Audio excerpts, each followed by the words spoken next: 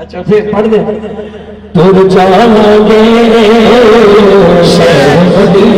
इंशाअल्लाह तुर जाओगे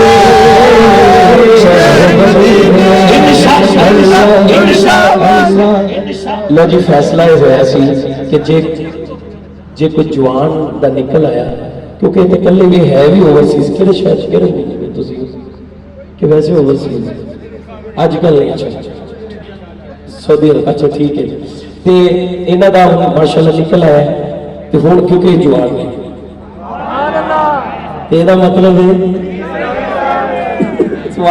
शादी इतने मूँह चो निकली गल पूरी हो हाँ बिस्मिल्लाह बिस्मिल्लाह वाह जी वाह माशा देखो ये करम है मेरे आका जी का करम है यार जी आओ आओ आओ आओ हिला के